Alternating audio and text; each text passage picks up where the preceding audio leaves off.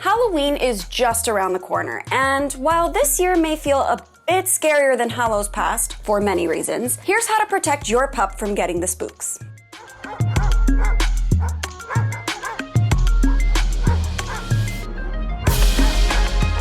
Welcome back to Alpha Paw, your destination for everything dog.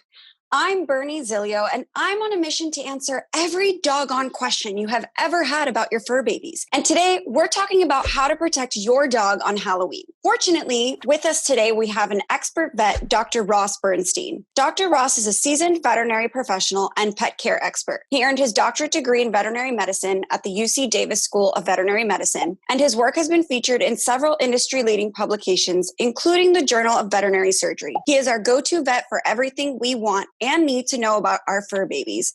So welcome back to Alpha Pod, Dr. Ross. Hey guys, thanks for having me. Thanks for being here. So the topic of today is Halloween. Now, I know this year is going to look a little different from years past, but I think we can all anticipate that there will be some trick-or-treaters and some usual Halloween activity going on.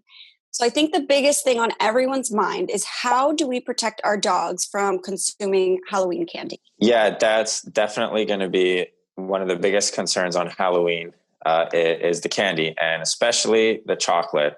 So I want to make sure that we're keeping it away from the dogs. If your kids have it, I want to make sure that they're keeping that away from the dogs. And so if they eat chocolate, other candy too, but chocolate's probably the biggest concern.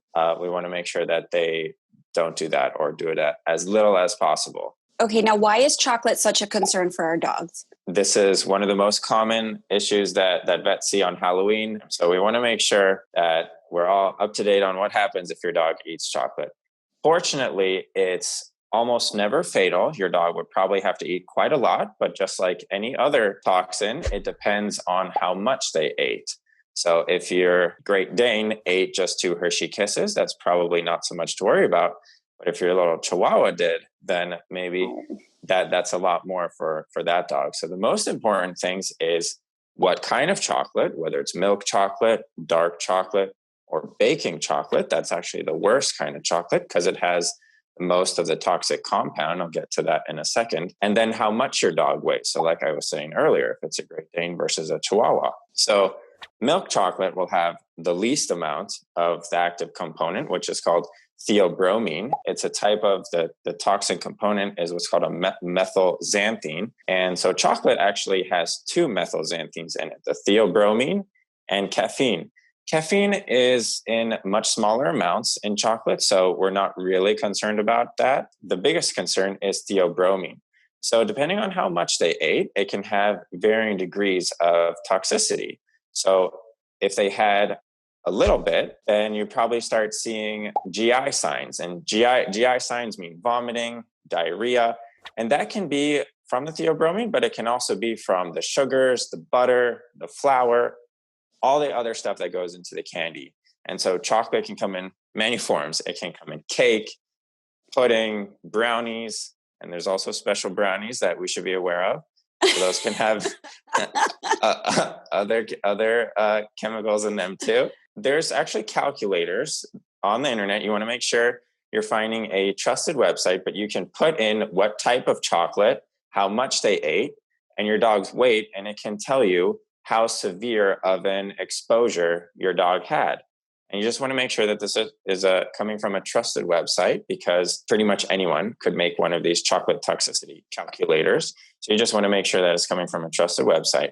So if they ate a small amount, you might see the GI distress. Going from there, if they ate more, they can start to see cardiotoxic effects. So then they can start becoming agitated, their heart rate goes really high, they can start to have muscle tremors. After that, they can start to have neurotoxic effects. And going from the muscle tremors, those can lead to seizures and even coma. If your dog eats chocolate, the most important thing is to take them to your veterinarian so that they can do an assessment. And based on their exposure, your veterinarian will probably do and enter that the type of chocolate and their weight into the calculator as well, so they know what to expect. But again, sometimes it's really hard to assess. Did my dog eat the whole bar or just half of the bar? Sometimes there's multiple dogs that are all eating the chocolate and you don't know who ate what. That's Very helpful. I also have no idea what kind of person would just like create a fake chocolate toxicity calculator and just upload it. But it's good to know that there is a game plan if our dogs do get into Halloween candy.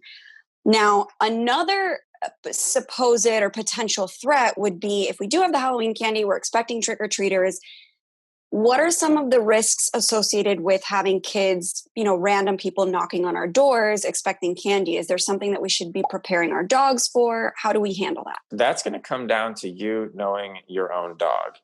If your dog is one that gets very nervous every time someone comes and rings the doorbell and starts barking and goes crazy and gets very anxious, then you want to make sure your dog is in a safe, quiet place where they're not bothered by all the trick-or-treaters and potentially kids wearing scary costumes. Sometimes that freaks dogs out a bit too. So you want to know your dog, know what situation they're going to be in, and try to make the best environment for them that you can. And if people are coming to the door a lot, just make sure that it's always closed after people leave so that your dog doesn't run away. Very much appreciated. Definitely keeping those notes down. Now, this next one is something that I've actually seen people debate online, and it's dog Halloween costumes. So I plan on dressing my dog up this year, and I have in years past. So I wanted to know from you, is there any sort of inherent like threat, or is it bad for your dog to put them in a Halloween costume? I don't think it's bad per se, but you just want to make sure that the costume that they're wearing isn't too tight. It doesn't hinder them when they're walking around. They can still move appropriately. It's not catching on anything. In some types of costume, you want to make sure they don't overheat. If there are pieces that they could chew off potentially, you don't want that to happen, because if they chewed off a piece, you want them to swallow it. That could lead to intestinal problems. So I think it's fine as long as they're supervised and you're being a good pet parent and making sure that they're okay when they're wearing it. Perfect. There you have it, everybody. So stop shaming people for putting their dogs in costumes as long as they're supervised and they're not being restricted in any sort of dangerous way. So finally, my last question regarding Halloween for you, Dr. Ross, is a lot of us, even though we may not be going out this Halloween, we're still partaking in like the traditional indoor activities, like carving pumpkins or decorating the house with like fall decor. Are there certain things we should be looking out for in case the dog does consume raw pumpkin or does eat some of the fall decorations? I've never really seen a case of a dog getting sick from eating raw pumpkin. I don't think it's really that common, but I guess if he ate so much pumpkin that it made him sick, I'm sure it's possible. Probably one of the bigger concerns is if you're using sharp tools like knives, carving tools, that your dog doesn't start chewing those or get cut in any way with those. But eating pumpkin by itself, that's actually okay for dogs. They can definitely eat pumpkin. If it's been sprayed with some sort of chemicals for preservation reasons for Halloween, sometimes they're painted, sometimes there can be toxic chemicals on the pumpkin themselves. So I don't want to eat those.